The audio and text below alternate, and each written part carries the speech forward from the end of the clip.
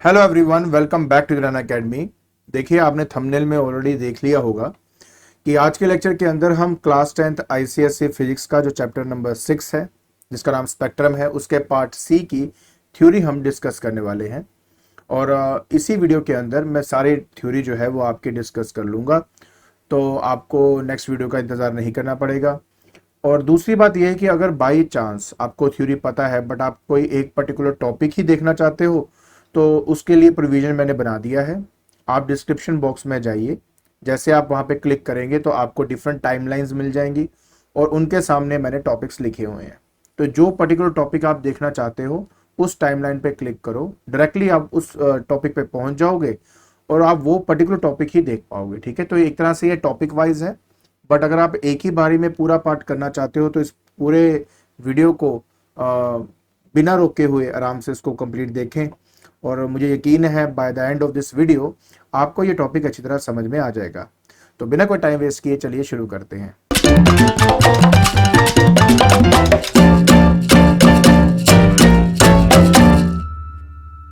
देखिए, इस टॉपिक की शुरुआत करने से पहले मैंने सोचा क्यों ना एक दो एग्जाम्पल पहले देख ली जाए, ताकि एक थोड़ा बैकग्राउंड सा बन जाएगा इस टॉपिक को समझने का। तो उनमें से सबसे पहला एग्जाम्पल आपके सामने ही है। अगर आप यहाँ पे देख सकते हो तो अगर कोई डार्क रूम हो और डार्क रूम में अगर हमारे पास कोई खिड़की हो या कोई भी एक ऐसा होल हो जहाँ से लाइट अंदर एंटर कर सकती है, तो हमने एक बात हमेशा ये देखी है कि वैसे तो पाथ ऑफ लाइट हमें दिखाई नहीं देता, लेकिन अगर किसी वजह से उस कमरे में डस्टिंग हो रही हो, तो अगर डस्ट उड़ रही है हवा में, मतलब डस्ट है आपकी, तो उस डस्ट की मदद से आप वो पाथ ऑफ लाइट देख सकते हो। तो मन में सवाल पहले ये आना चाहिए कि डस्ट पार्टिकल ऐसा क्या कर रहा है जिसकी वजह से हमें पाथ ऑफ लाइट दिखाई दे रही है, और इस फिनोमेनन का नाम क्या है। तो ऑब्वियस है हमारे चैप्टर का नाम है स्कैटरिंग ऑफ लाइट, तो ये फिनोमेनन है स्कैटरिंग ऑफ लाइट का।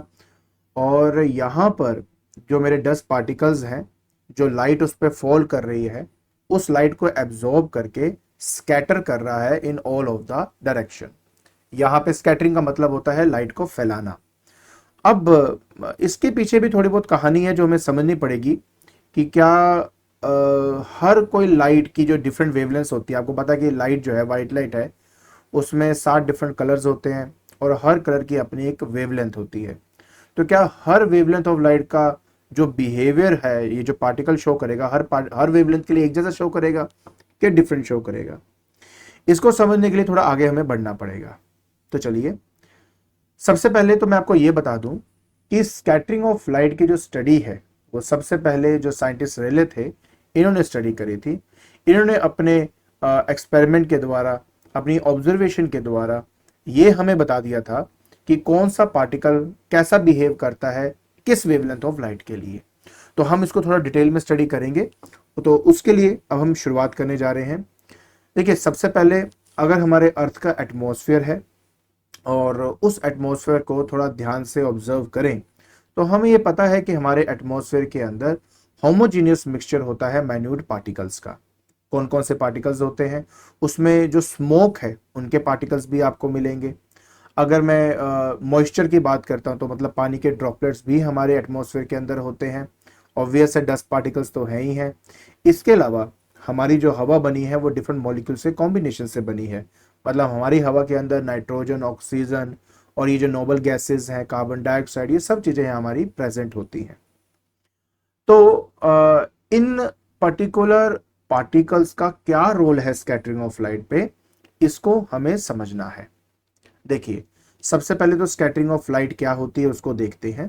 कहते हैं स्कैटरिंग ऑफ लाइट एक ऐसा प्रोसेस है जिस प्रोसेस के अंदर कोई भी हमारा, जैसे मान लो डस्ट पार्टिकल्स है, जैसे मान लेते ये क्या है, मेरा डस्ट पार्टिकल है या कोई भी पार्टिकल है, लाइट जब उसके अंदर एंटर करती है तो ये डस्ट पार्टिकल क्या करता है या कोई भी पार्टिकल क्या करता है, लाइट को एब्जॉर्ब कर लेता है। अब जब वो लाइट को एब्जॉर्ब करेगा तो उसके बाद ये उसको री एमिट करता है in all of the direction, जिसकी वजह से लाइट आपकी हर डायरेक्शन में फैल जाती है। और इसी पूरे प्रोसेस को हमने नाम दिया द स्कैटरिंग ऑफ लाइट। लेकिन सवाल एक्चुअलिटी में यह है कि क्या हर साइज का पार्टिकल एक जैसा बिहेव करता है? और नहीं करता तो कौन सी वो कंडीशंस हैं। तो अब हमने इसी को स्टडी करना है। सबसे पहले मैं आपको एक बार बता दूं, हमारी जो वाइट लाइट होती है, वाइट लाइट होती है, उस वाइट लाइट के अंदर हमारे पास 7 डिफरेंट कलर्स होते हैं, जिसके अंदर जिसको हम विब गेयोर के नाम से जानते हैं। ये हम ऑलरेडी पढ़ चुके हैं। ऑब्वियस है, पहले वाला आपका वायलेट है और जो लास्ट वाला आप देख रहे हो ये आपका रेड है। अगर वेवलेंथ के हिसाब से इसकी स्टडी की जाए तो वॉयलेट से रेड तक अगर आप जाओगे तो जो वेवलेंथ है आपकी, वेव लेंथ जो है वो आपकी इंक्रीज करती है। So when you move from left to right, हमने ये देखा है कि वेवलेंथ जो है वो इंक्रीज करती है। इसका मतलब ये हुआ कि सबसे ज्यादा जो वेवलेंथ है वो रेड की होती है और सबसे कम जो वेवलेंथ है वो हमारे वायलेट की होती है। अच्छा, अगर मैं रेंज की बात करूं तो वॉयलेट की जो रेंज है वो होती है 4000 एंगस्ट्रॉम से शुरुआत होती है और 8000 एंगस्ट्रॉम पर हमारे विजिबल लाइट की जो रेंज है वो खत्म हो जाती है। मतलब ये कि है कि अगर कोई भी हमारे पास रे है, उस रे की वेवलेंथ अगर इस रेंज के अंदर लाई करेगी तो हमें वो पर्टिकुलर कलर जो है रे का वो हमें दिखाई देगा। और अगर कोई भी रे ऑफ लाइट इससे कम वेवलेंथ वाली हो या इससे ज्यादा वेवलेंथ वाली हो तो मैं उस लाइट को नहीं देख पाता। इसीलिए तो इस पर्टिकुलर स्पेक्ट्रम जो हमारे यहाँ पे, ये एक्चुअली स्पेक्ट्रम ही है, इस पर्टिकुलर स्पेक्ट्रम को विजिबल स्पेक्ट्रम कहा जाता है, क्योंकि जो लाइट इसके अंदर लाई करती है उसकी जो वेवलेंथ अगर उसमें लाई करती है तो मैं वो लाइट देख पाता हूँ। एक बात ना आपको थोड़ा सा समझना भी होगा कि हम कोई कलर क्यों देख पाते हैं। उसका रीजन बहुत सिंपल सा होता है। देखिए, जैसे कि अगर मैं आपसे कहूं कि मेरे पास टोमेटो है, सपोज मेरे पास एक टोमेटो है, अब ये टोमेटो हमें लाल रंग का दिखाई देता है। अब सबसे बड़ा सवाल है सर कि लाल रंग का हमें क्यों दिखाई देता है। तो सिंपल सी बात है यार, मान लीजिए कि मेरे पास एक बल्ब है, एक लाइट सोर्स है। लाइट जब इसके अंदर फॉल करती है तो ये जो टमाटर है इसके अंदर जो पिगमेंट्स हैं जो इसको कलर डिफाइन करने में हेल्प कर रहे हैं, वो क्या करते हैं कि पूरी लाइट को एब्जॉर्ब कर लेता है। लेकिन ये सिर्फ और सिर्फ जो रेड कलर की लाइट है वो एमिट करता है। एब्जॉर्ब जो है वो सातों को कर रहा है, बट एमिट किसको कर रहा है? रेड कलर की लाइट को। जिसकी वजह से जो पर्सन इस टमाटर को देखेगा उसकी आंखों में तो सिर्फ रेड कलर की लाइट ही जा रही है, और जिसकी वजह से ये जो टमाटर है, ये जो टमाटो है आपका, ये हमें लाल नजर आता है। तो इसका मतलब है कि कोई भी कलर हमें तभी वो पर्टिकुलर कलर दिखाई देगा अगर वो कलर ऑफ लाइट हमारी आंखों में एंटर करेगी, और अगर वो एंटर नहीं कर रही तो वो कलर हमें दिखाई नहीं देता है। एक सिंपल सी बात आपको मैं बताऊं, आपकी स्क्रीन में ये जो मैंने बैकग्राउंड रखा है यहाँ पे, ये ब्लैक कलर का जो बैकग्राउंड है, ये ब्लैक इसलिए है क्योंकि इतने पोर्शन में से कोई भी लाइट एमिट करके आपकी आंखों में नहीं जा रही, तो आपको वो ब्लैक नजर आ रहा है। चलिए, अब बोलेंगे इतनी बातें तो बता दी, अब थोड़ा स्कैटरिंग के बारे में भी बात कर लेते हैं। देखिए, थोड़ा सा ना आपको पहले समझना होगा कि हमारे एटमॉस्फेयर के अंदर डिफरेंट डिफरेंट साइज के पार्टिकल्स होते हैं। ठीक है, एक मैंने वो कैटेगरी बना ली है जिस कैटेगरी में हमारा जो साइज ऑफ पार्टिकल है, जब मैं साइज की बात करता हूं तो बेसिकली मतलब होता है उसका डायामीटर।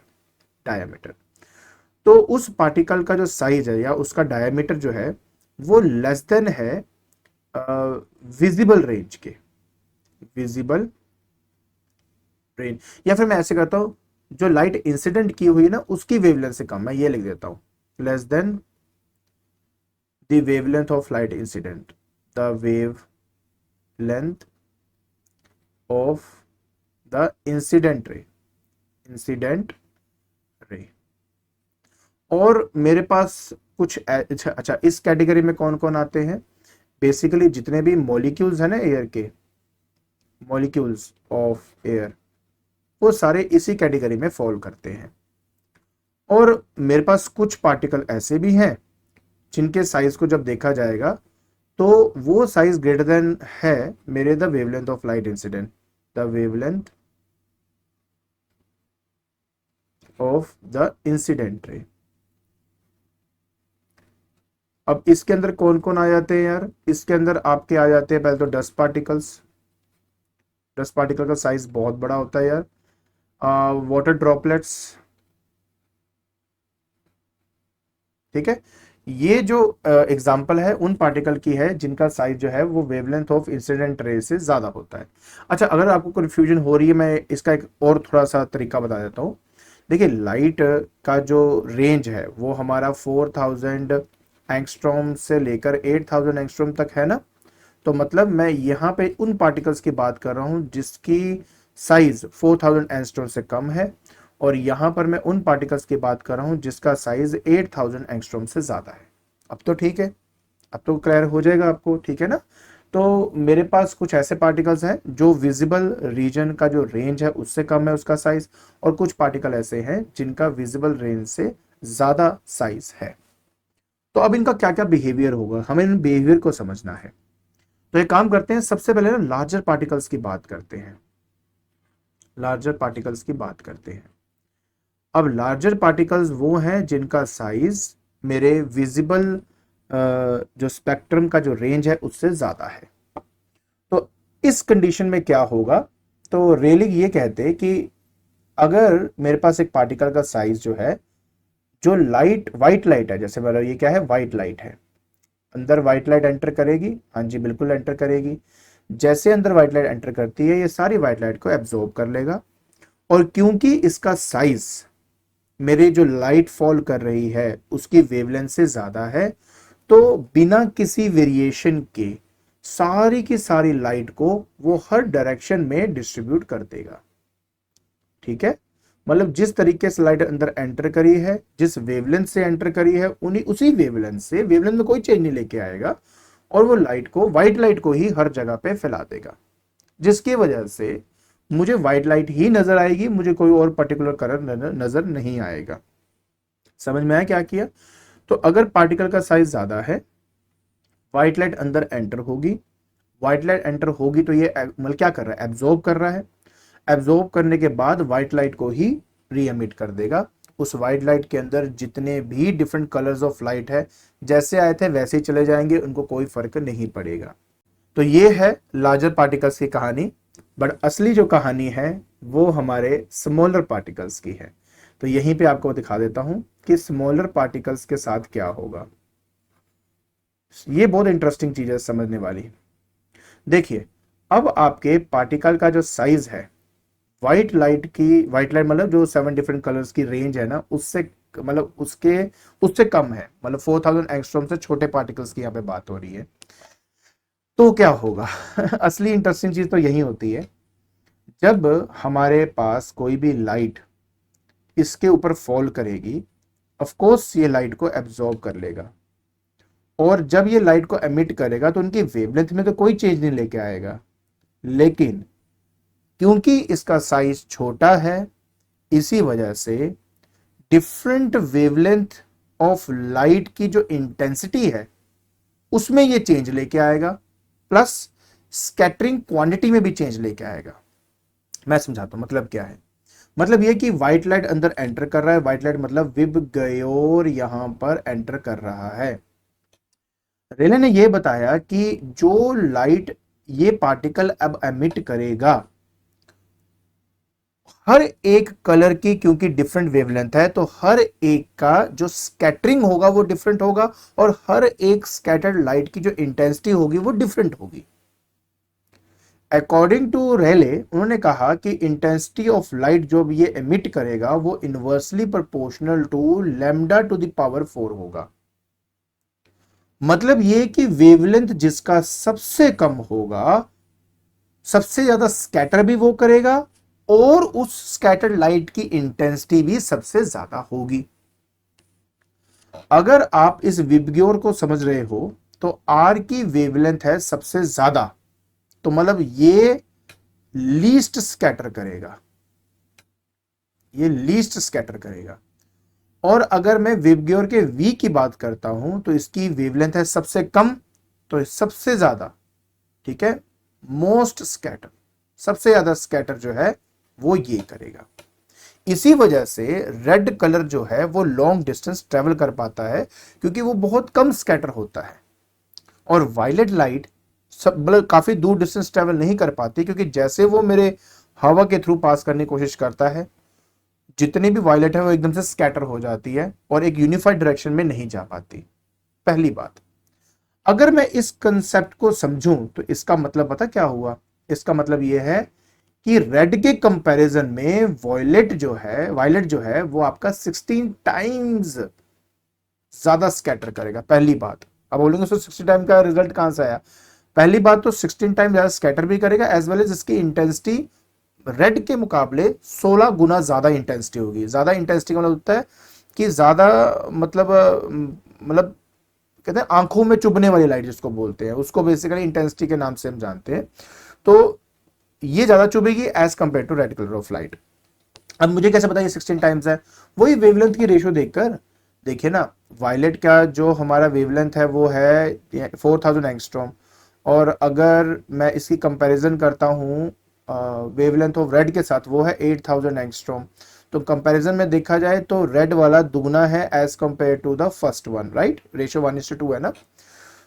तो अगर ये जो वेवलेंथ है मेरा डबल है as compare to that of the violet, तो इसका 4 टाइम्स कर दीजिए। 4 टाइम्स करेंगे तो ये 16 आ जाएगा आपका।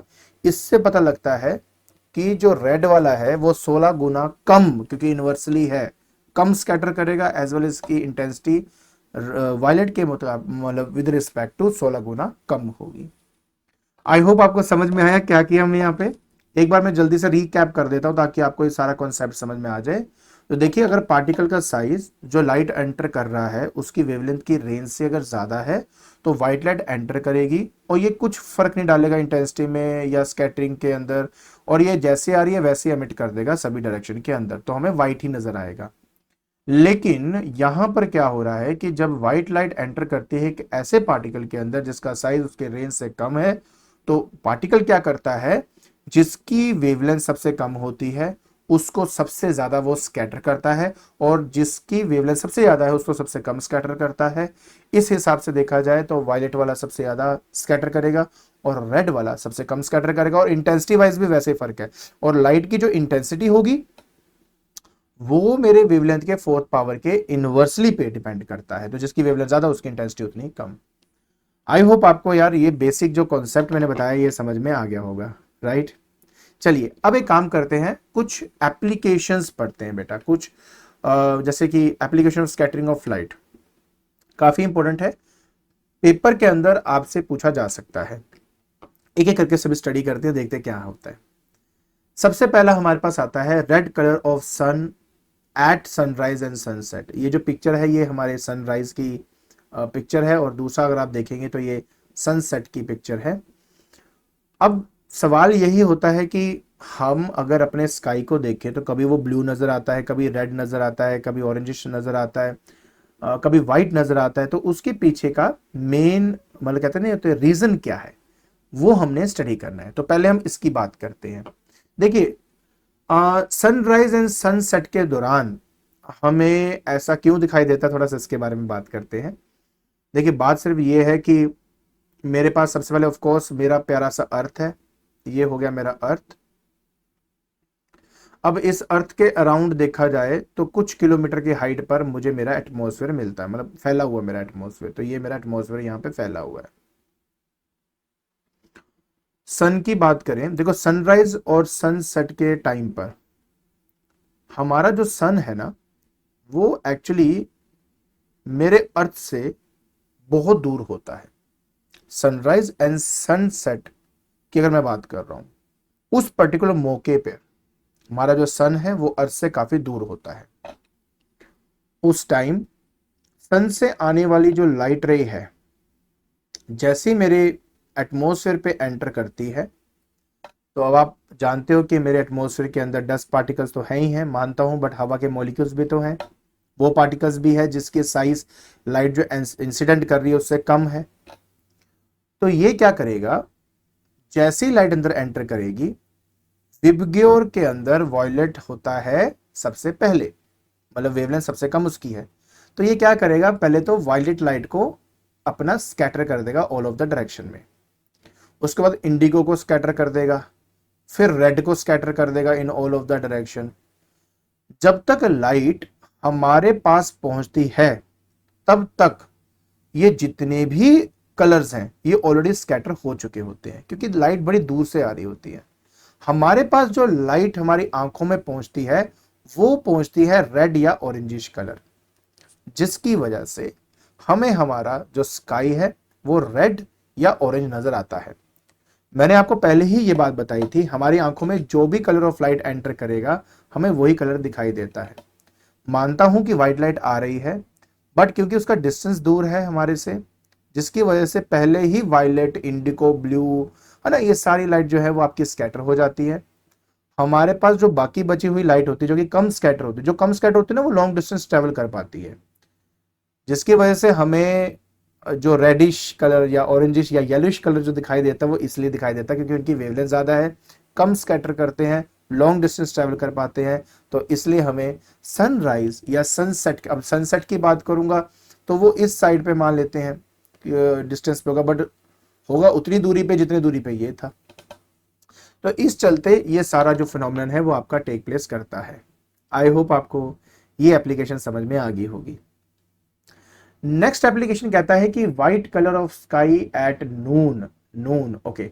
देखिए बेटा, आप भी जानते हैं कि नून टाइम कौन सा टाइम होता है आपका। देखिए, नून टाइम आपका वो टाइम होता है जब जो हमारा सन है वो अर्थ के सबसे नजदीक भी होता है और बिल्कुल ऊपर होता है, राइट। तो हमारा जो सन है ना, यहाँ पे थोड़ा सन को पीला दिखाया जाए ऐसे, यस। तो सन जो है वो हमारे अर्थ के बहुत नजदीक भी होता है, ये सबसे नजदीक वाला पार्ट होता है, इसलिए तो बहुत गर्मी होती है 12 बजे। देखो, आपको समझना होगा कि हमें 12 बजे इतनी गर्मी क्यों लगती है, क्योंकि सन उस टाइम बहुत नजदीक होता है अर्थ के, तो सनरेज डायरेक्टली हम पे फॉल कर रही होती है। ओके, तो जैसे मैंने आपको पहले भी कहा था कि हमारे अर्थ का अपना एक एटमॉस्फेयर होता है, ठीक है, ये इसका एटमॉस्फेयर हो गया। अब बात ये है कि क्योंकि सन हमारे अर्थ के बहुत नजदीक होता है तो बहुत कम डिस्टेंस ट्रेवल करके लाइट हमारे पास पहुंचती है, ऑब्जर्वर के पास पहुंचती है। अब क्योंकि कम डिस्टेंस ट्रेवल करना है तो आप ये समझ सकते हो कि उस लाइट के अंदर स्कैटरिंग बहुत ही कम होती है, जिस वजह से हमें पूरा वाइट ही स्काई नजर आता है, बिकॉज ज्यादा स्कैटरिंग हो नहीं पाई। क्योंकि ज्यादा स्कैटरिंग नहीं हो पाई लाइट की तो वो पर्टिकुलर कलर जो होगा, जो स्कैटर कलर होता है जो हमें दिखाई देता है वो हमें दिखाई नहीं देता है।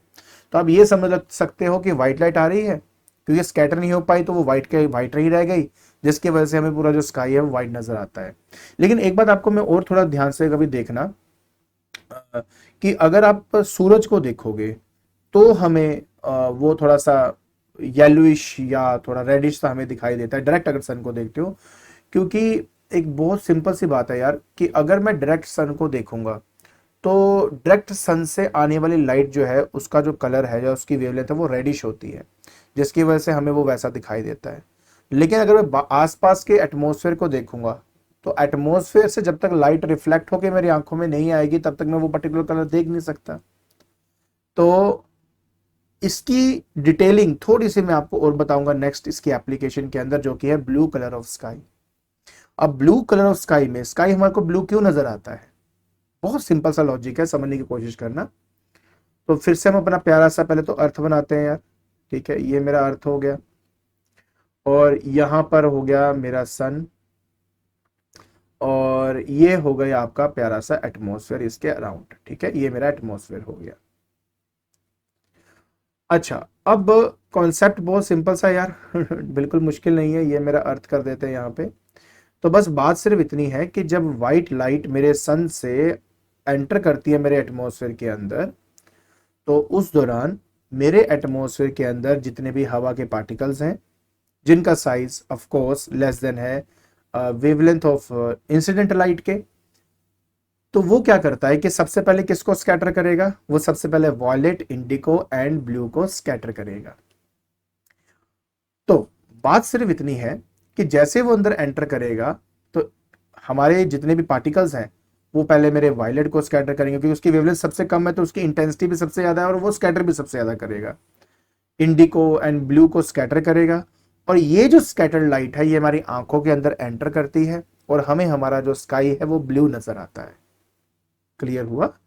अब आपके मन में आएगा सर क्या रेड कलर नहीं स्कैटर होता, या मेरा क्या कहते हैं वॉयलेट अगर सबसे ज्यादा अगर पहले स्कैटर होता है और सबसे ज़्यादा अगर उसकी इंटेंसिटी है, तो हमें हमारा जो आसमान है हमें वायलेट नज़र क्यों नहीं आता, हमें ब्लू ही क्यों नज़र आता है?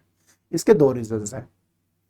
पहली बात तो ये बिल्कुल सही है कि लाइट जब अंदर एंटर कर रही है, तो लाइट जब अंदर एंटर करेगी, जो लाइट है वो किसकी है, वो सन की लाइट है। और सन के लाइट की जब हम स्पेक्ट्रम को देखते हैं तो हमें ये देखने को मिला है कि वॉयलेट, इंडिको और ब्लू में जो इनकी वेवलेंथ की रेंज है उसमें बहुत फर्क है। मतलब ये कि ब्लू कलर ज्यादा रेंज के अंदर लाई करता है और वॉयलेट कलर बहुत कम रेंज के अंदर लाई करता है। मानता हूं कि वॉयलेट जो है वो सबसे ज्यादा हाई इंटेंसिटी पे स्कैटर करेगा, बट उसका अमाउंट ही इतना कम है कि वो ओवर पावर नहीं कर पाता ब्लू कलर की लाइट को। और ब्लू कलर की जो लाइट है उसकी रेंज ज्यादा होने की वजह से वो ज्यादा स्कैटर करता है quantity wise as compare to the violet. पहली बात तो ये। और दूसरी बात, हमारी जो आंखें हैं वो वायलेट कलर से ज्यादा ब्लू कलर की लाइट के लिए सेंसिटिव होता है। तो इसलिए अगर एक तरफ वायलेट हो एक तरफ ब्लू हो तो हमें ब्लू वाला ज्यादा दिखाई देगा एज कंपेयर टू वायलेट। जिस चलते हमारा जो स्काई है वो हमें जो नजर आता है वो ब्लू नजर आता है। अब आपको रेड और येलोइश इतना क्यों नजर नहीं आता है, उसका रीजन ये है क्योंकि अगर आप इंटेंसिटी के पर्सपेक्टिव से समझोगे तो ब्लू कलर की इंटेंसिटी मेरे रेड कलर से 16 गुना ज्यादा, लगभग 16 गुना ज्यादा है। अगर है तो अगर मेरे पास दो लाइट है, एक बहुत ही ज्यादा शार्प है और एक बहुत ही कम है, तो ऑब्वियस है शार्प वाला कम वाले को ओवर पावर कर जाएगा। तो बस जो ब्लू कलर लाइट है वो ज्यादा आपकी शार्प होने की वजह से, इंटेंसिटी ज्यादा होने की वजह से, स्कैटर ज्यादा होने की वजह से हमें आसपास जो नजर आता है वो ब्लू नजर आता है। लेकिन अगर आप डायरेक्टली सन को देखेंगे तो सन से आने वाली जो रे है वो हमें हमारी आंखों में जब एंटर करती है उसकी जो वेवलेंथ एंटर करती है वो रेडिश वेवलेंथ होती है, जिसकी वजह से सन को अगर देखें तो ऑरेंजिश, येलो ऑरेंजिश या थोड़ा येलो रेडिश सा हमें दिखाई देता है, क्योंकि हमें वो स्पेक्ट्रम जो है लाइट की हमारी आंखों में एंटर करती है। बट उसके आसपास अगर मैं अपने एटमॉस्फेयर को देखूंगा तो वो मुझे ब्लू नजर आएगा। तो ये सारी कहानी है आपके इन फिनोमेनन्स को समझने के लिए। अब आप चाहे तो इसके आंसर को अपने वर्डिंग्स में लिख सकते हैं। तो लिखने के लिए तो आप ये लिख सकते हैं, बिकॉज ब्लू कलर की जो लाइट है it's scatter most as compare to the red one, so therefore it appears bluish to us. तो इस तरह से आप सब बातें लिख सकते हो। आई होप यार ये समझ में आ गया होगा, राइट। नेक्स्ट एप्लीकेशन पे चलते हैं। नेक्स्ट एप्लीकेशन कहता है कि black colour of sky in the absence of atmosphere. देखिए कभी भी ना, ये देखो ये सारी बातें यार इसी में खुद है, मतलब आपको पता है इसके बारे में। किसी भी कलर को देखने के लिए पहले तो पार्टिकल का लाइट को एब्जॉर्ब करना बहुत इंपॉर्टेंट है, उसके बाद उसको री एमिट करना इंपॉर्टेंट है, तब जाके मैं वो लाइट देख पाऊंगा। अब अगर आपके आसपास एटमॉस्फेयर ही नहीं है, जैसे मून में कोई एटमॉस्फेयर नहीं है, तो ऐसे सिचुएशन के अंदर जब कोई पार्टिकल ही नहीं है लाइट को एब्जॉर्ब करने के लिए, तो वो एमिट ही क्या करेगा। और क्योंकि अगर वो एमिट ही नहीं कर रहा और कोई लाइट मेरी आंखों में नहीं जा रही, तो मुझे डार्कनेस ही नजर आएगी, मतलब मेरे को कोई लाइट नजर ही नहीं आएगी, मुझे ब्लैक नजर आएगा। और यही रीजन है कि अगर मान लीजिए कोई एक एस्ट्रोनॉट, सपोज कोई यहाँ पर अगर एक एस्ट्रोनॉट है, अगर एस्ट्रोनॉट मून पे खड़ के अगर मेरे अर्थ को देखता है तो इसको तो ब्लू कलर ऑफ अर्थ दिखाई देता है। वो इसलिए दिखाई देता है क्योंकि अर्थ का अपना एटमॉस्फेयर तो है, यहाँ पे तो ब्लू कलर की लाइट स्कैटर कर ही रही है, और ब्लू कलर की लाइट अर्थ से हमारे एटमॉस्फेयर की आंखों में एंटर कर रही है, जिसकी वजह से एस्ट्रोनॉट जो यहां पर होगा मून पर, उसको तो हमारा अर्थ जो है ब्लू नजर आएगा। लेकिन अगर वो अपने अर्थ को छोड़कर सराउंडिंग में देखेगा तो डार्कनेस नजर आएगी। क्यों? क्योंकि यहां पर कोई पार्टिकल्स ही नहीं है, क्योंकि यहां पर कोई पार्टिकल्स नहीं है तो यहां से कोई लाइट एमिट होकर आंखों में नहीं आ रही, तो वो डार्क नजर आएगा। So that is the reason why the black colour of sky in the absence of atmosphere. तो आई होप आपको ये जो रीजन है वो समझ में आ गया। सो एटमॉस्फेयर अगर नहीं होगा तो पार्टिकल एब्जॉर्ब हो गए, रीएमिट नहीं होगा, हमारी आंखों में कोई लाइट एंटर नहीं करेगी, तो वो वहां पे डार्क ही नजर आएगा। सो यही रीजन है, जो एस्ट्रोनॉट मून में होता है उसको तो हमारा अर्थ जो है वो ब्लू नजर आता है। ठीक है।